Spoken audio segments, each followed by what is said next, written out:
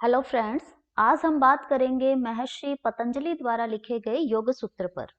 Examination point of view पर तो हम बात करेंगे ही, क्योंकि यह योग दर्शन UPSC, NET, JRF, RPSC assistant professor exam, इन सभी कॉम्पिटिटिव एग्जाम्स की दृष्टि से बहुत ही इंपॉर्टेंट है। योग सूत्र प्रत्येक व्यक्ति के लिए बहुत बेनिफिशियल है, क्योंकि यह केवल एक ग्रंथ नहीं है, यह केवल ज्ञान की बातें नहीं करता। Patanjali yoga approach that is the science of concentration power excellence. In fact, in modern positive psychologists, they have studied this focus of mind concentration. और क्यों जरूरी है कि focus on the mind is the necessary for anything and everything in life. क्या हम छोटे से छोटा काम भी बिना कंसंट्रेशन के कर सकते हैं? नहीं ना।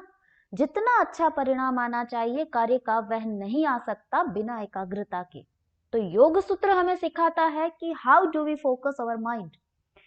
हम हमारे माइंड पावर का सही इस्तेमाल कैसे कर सकते हैं, कैसे हम एक ऑर्डिनरी पर्सन से सक्सेसफुल पर्सन और ग्रेट पर्सन की कैटेगरी में आ सकते हैं, क्या डिफरेंस है इनमें? Only difference the degree of concentration.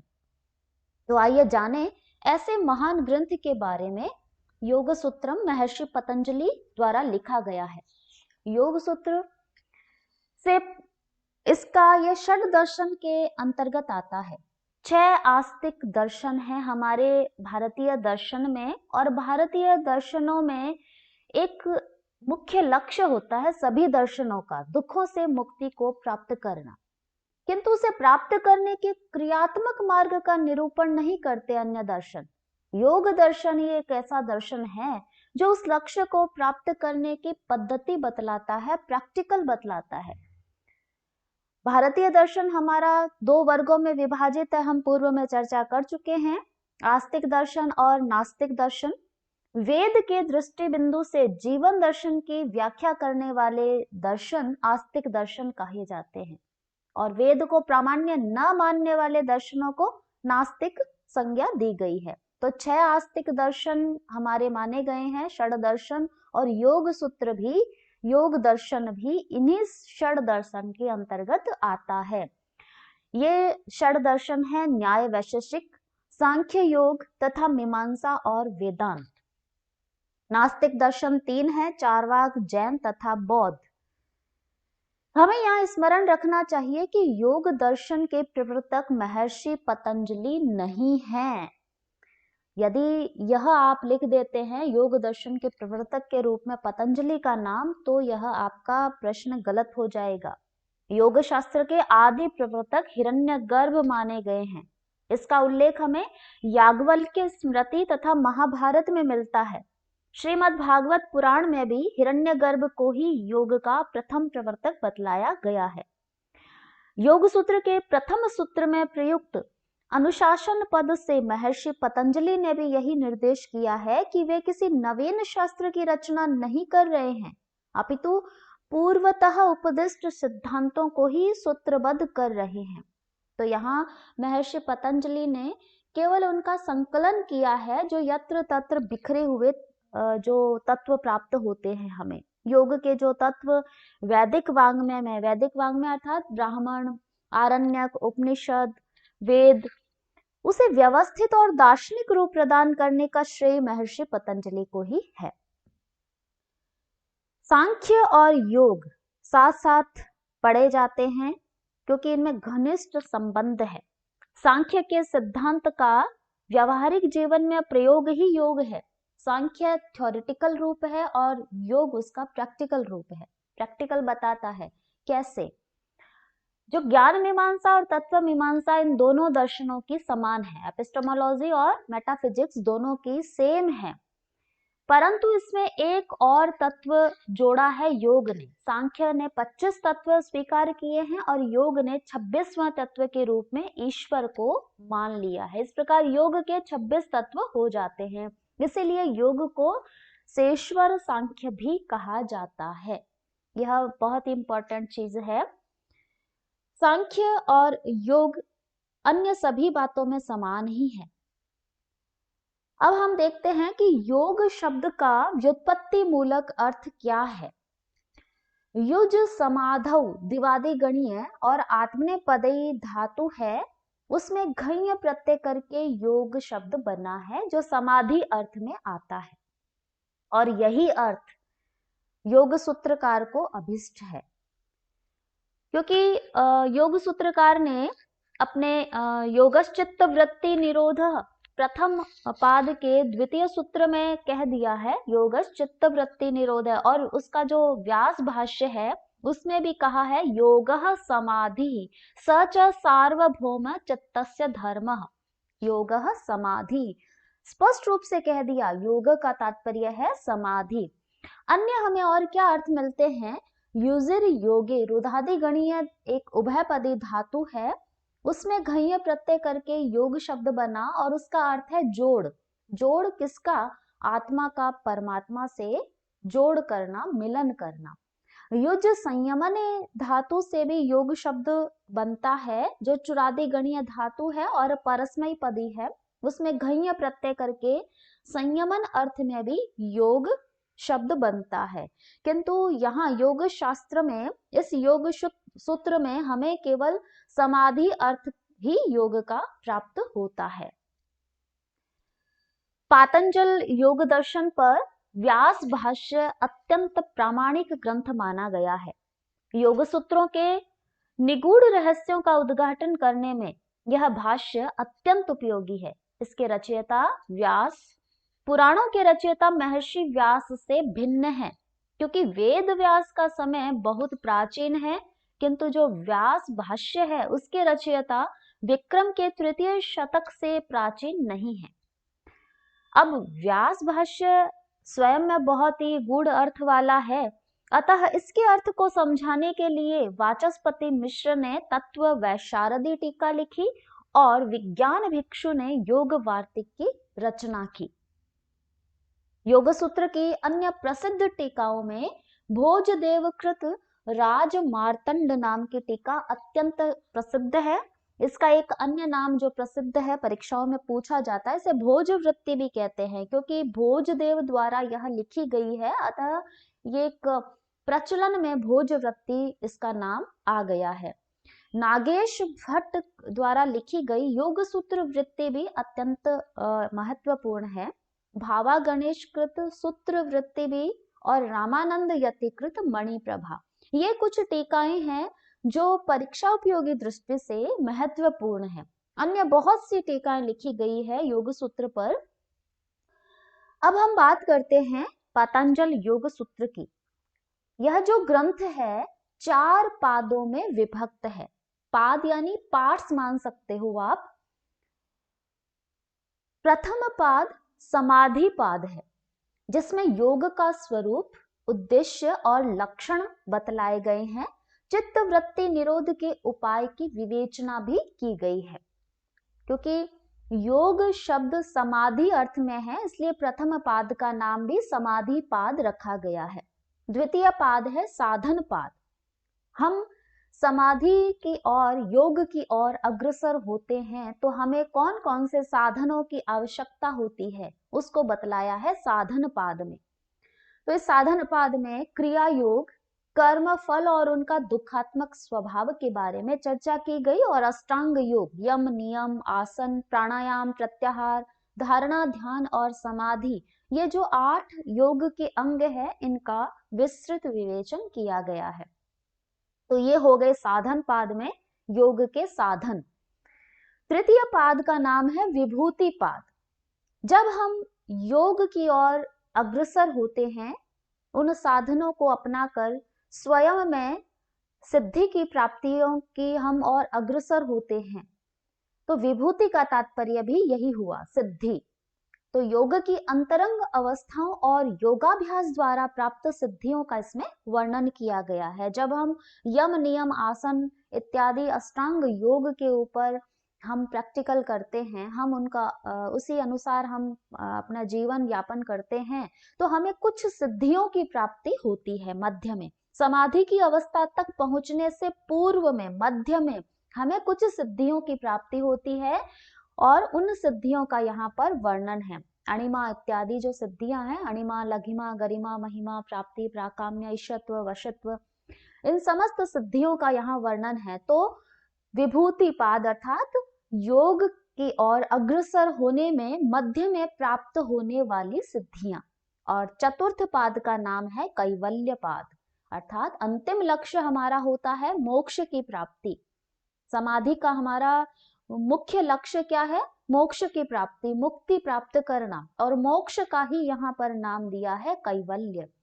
तो इसके साथ प्रसंगानुसार स्वर्ग इत्यादि की भी यहाँ पर, आत्मा इत्यादि का भी वर्णन यहाँ है। तो इस प्रकार से पतंजल योग सूत्र 4 पाद में विभक्त किया गया है। समाधि पाद, क्योंकि योग ही समाधि है, अतः प्रथम पाद समाधि पाद है। द्वितीय पाद का नाम साधन पाद दिया, क्योंकि योग के प्राप्ति हेतु किन किन साधनों की आवश्यकता हमें पड़ती है, तो अष्टांग योग इत्यादि साधन का साधन पाद। तृतीय पाद का नाम विभूति, अर्थात जब हम इन साधनों का उपयोग करते हैं तब हमें मध्य में किन किन सिद्धियों की प्राप्ति होती है, तो वो विभूति पाद आ गया। और अंतिम लक्ष्य हमारा कैवल्य की प्राप्ति है, आत्मा का परमात्मा से मिलन, एकाकार होना।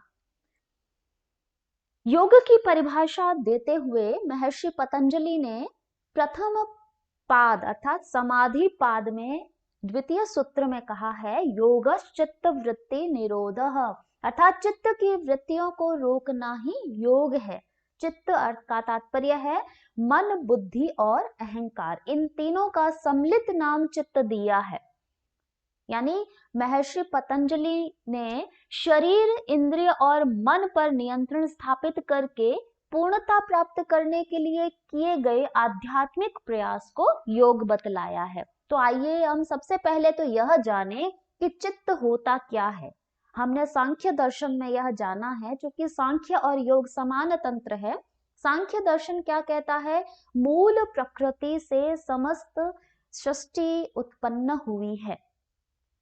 तो मूल प्रकृति चूंकि जड़ है, त्रिगुणात्मक है, 3 गुण है मूल प्रकृति में, तो मूल प्रकृति से महत की सृष्टि हुई, महत उसका कार्य हुआ, महत यानी बुद्धि, महत से अहंकार, अहंकार से एकादश इंद्रियां और पंच तन्मात्राएं, और पंच तन्मात्राओं से पंच महाभूत, इस प्रकार से 25 तत्व और एक हो जाता है आपका पुरुष अर्थात आत्मा। तो ये एक सृष्टि प्रक्रिया बताई है। उसमें मन, बुद्धि और अहंकार, चूंकि प्रकृति के यह कार्य है, अतः चूंकि प्रकृति जड़ है इसलिए चित्त भी जड़ है, किंतु चेतन की तरह यह प्रतीत होता है। हमें लगता है कि हमारा मन, हमारी बुद्धि चेतन है, जबकि वास्तव में वह चेतन नहीं है।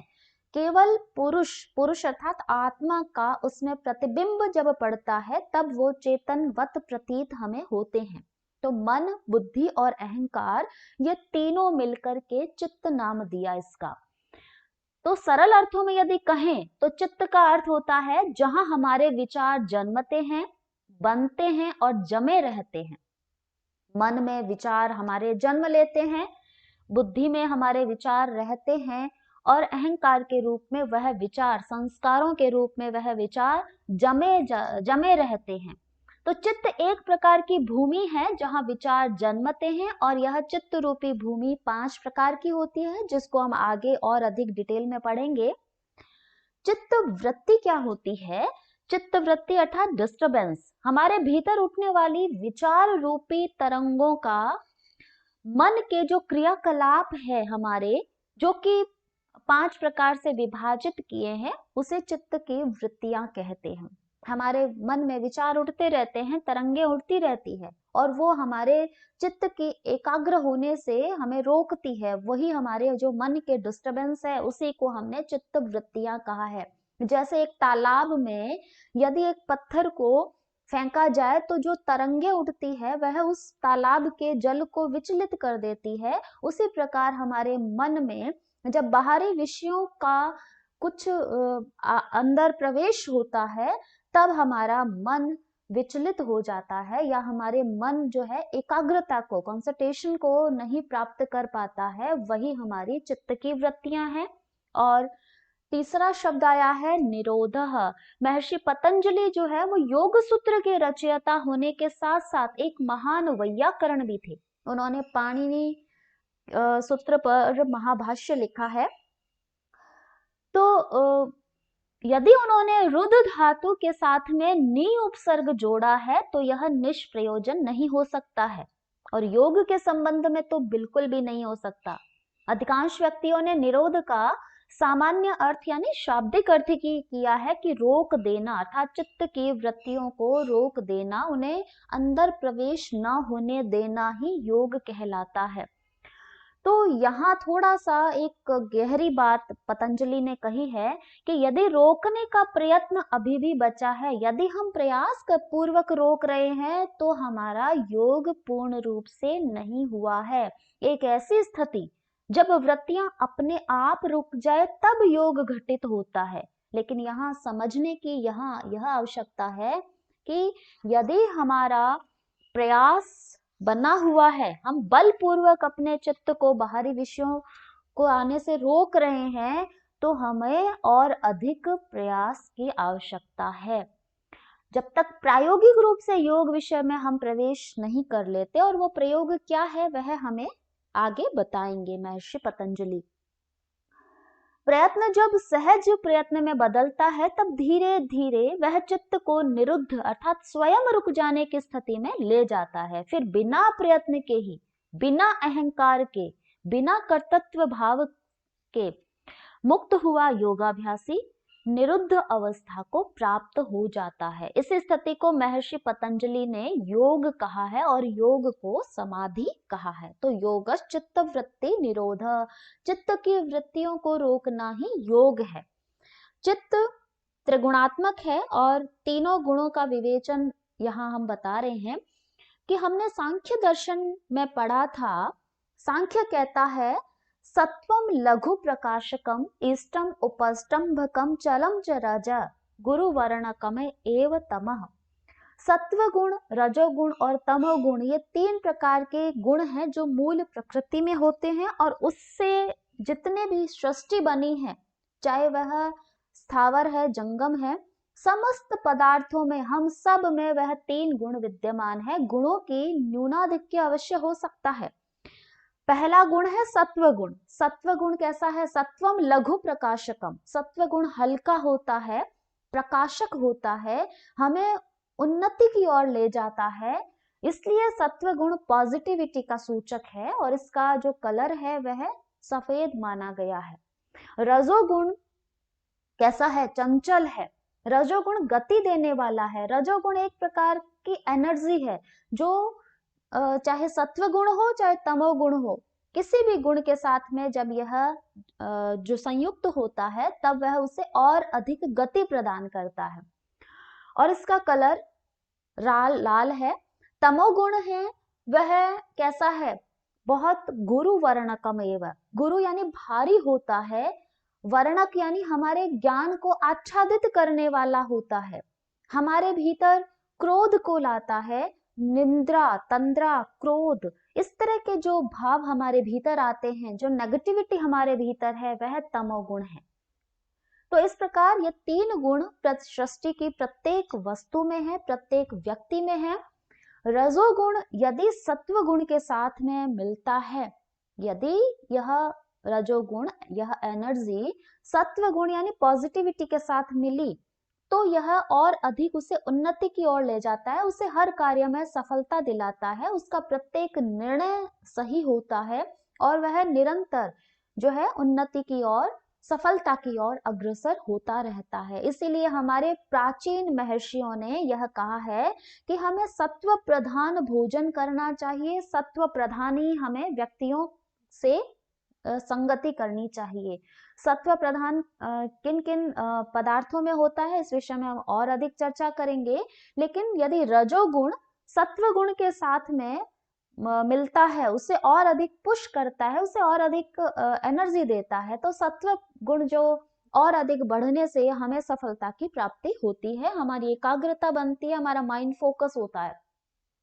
यही रजोगुण यदि तमोगुण के साथ मिले, यदि नेगेटिविटी के साथ मिले, तो हमारे भीतर क्रोध की अधिकता हो जाएगी, नींद अधिक आएगी, हमारे आलस्य की अधिकता रहेगी, हमारा किसी कार्य में मन नहीं लगेगा, हमें निरंतर असफलता की प्राप्ति होगी और हम अधोगति की ओर चलते चले जाएंगे। हमारा प्रत्येक निर्णय गलत होगा क्योंकि हमारी जो विवेक शून्यता की स्थिति आ जाएगी। विवेक यानी कर्तव्य अकर्तव्य का निर्णय करने की क्षमता, उस क्षमता को विवेक कहते हैं। और जब विवेक ही नहीं है तो हमारा प्रत्येक कार्य, चाहे छोटे से छोटा कार्य है, उसका हम गलत डिसीजन लेंगे और गलत डिसीजन हमें अवनति की ओर ले जाएगा, हमें असफलता की ओर ले जाएगा। तो इन तीनों गुणों के आधार पर हमारे चित्त की 5 अवस्थाएं होती है, जिन्हें 5 चित्त भूमियां कहते हैं। यह प्रत्येक व्यक्ति की होती है, या यह यूं कहें कि संसार में हमें 5 प्रकार के इस अवस्थाओं वाले व्यक्ति मिलते हैं। अब यदि हम स्वयं के ऊपर भी लेकर देखें तो हमें यदि प्रारंभ में कोई कहे कि आप बैठ करके और एक बिंदु पर फोकस करो, या आप एक सब्जेक्ट को आप पढ़िए, हम तब तक नहीं पढ़ सकते जब तक कि हमारी क्षिप्त अवस्था है या मूढ़ अवस्था है। जब तक हम एकाग्र अवस्था तक पहुंचेंगे तभी वह पढ़ा हुआ हमारा सार्थक होगा और हम उस एग्जाम में सक्सेस प्राप्त कर सकते हैं। तो क्या है ये अवस्थाएं, आइए जानते हैं। क्षिप्त अवस्था सबसे पहले रजोगुण प्रधान अवस्था है। ये सबसे पहले क्रियाशील कौन सा गुण होता है? रजोगुण होता है। रजोगुण कैसा है? चंचल है, इसलिए क्षिप्त का अर्थ भी क्या हो गया? चंचल। तो क्षिप्त दशा में चित्त रजोगुण की अधिकता के कारण अस्थिर और चंचल बना रहता है। और जब चंचलता अधिक है तो बहिर्मुख अधिक रहेगा चित्त हमारा, बाहर के संसार के सुख दुख आदि विषयों की ओर स्वतः उनकी प्रवृत्ति होती रहेगी। यहाँ क्या है, वहां क्या है, इस तरह से मन हमारा भटकता रहेगा और एक जगह फोकस नहीं हो पाएगा। मूढ़ अवस्था चित्त की तमोगुण की अधिकता के कारण विवेक शून्यता की अवस्था है। यहाँ पर तमोगुण रजोगुण के साथ में मिला हुआ है। तो मूढ़ अवस्था में आलस्य आता रहेगा, नींद अधिक आएगी, हमें किसी भी काम में मन नहीं लगेगा, हमारे निर्णय की क्षमता नहीं होगी। तो मूढ़ अवस्था ऐसी अवस्था है जो तमोगुण प्रधान अवस्था है। हमें कर्तव्य अकर्तव्य का विवेक ही नहीं रहेगा। क्रोध आदि के द्वारा हम विरुद्ध कार्यों की ओर प्रवृत्त होते रहेंगे। मुझे क्या करना है और क्या नहीं करना है, इस विषय का कभी निर्णय ही नहीं कर सकते, क्योंकि यह अत्यंत तामसिक अवस्था है। इसके पश्चात आती है अवस्था विक्षिप्त की। विक्षिप्त अवस्था में तमोगुण कुछ कम होने लग जाता है और सत्व की ओर रजोगुण अग्रसर होता है। तो चित्त हमारा सत्व की और अग्रसर होने से दुख के साधनों को छोड़कर सुख के साधन भूत शब्द आदि विषयों की ओर प्रवृत्त रहता है। जब तमोगुण हम में अधिक होता है तब हम दुख के साधनों को अधिक अपनाते हैं। इस कारण से हम जैसा पूर्व में अपन ने चर्चा की कि हम गलत निर्णय लेते हैं तो दुखी होते रहते हैं। और यदि हम सत्व गुण की ओर अग्रसर होंगे तो हमें निर्णय भी सही होंगे और हमारे सुख की प्राप्ति भी हमें होगी।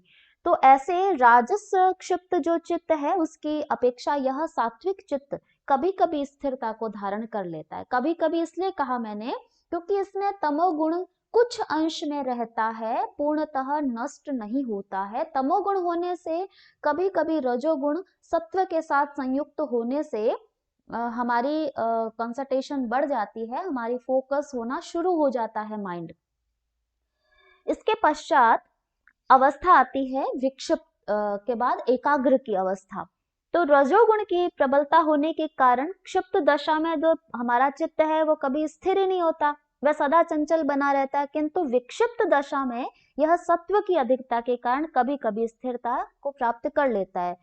तो चित्त की और अधिक एकाग्रता की अवस्था को सूचित हमें किया है कि एकाग्रता का तात्पर्य है एक ही विषय का चिंतन करने वाला चित्त। जब सत्व गुण की अधिकता हो जाती है, तमोगुण दब जाता है, तमोगुण न्यून हो जाता है, बिल्कुल न्यून हो जाता है, तब हमारा चित्त चित्त एकाग्र होना शुरू हो जाता है।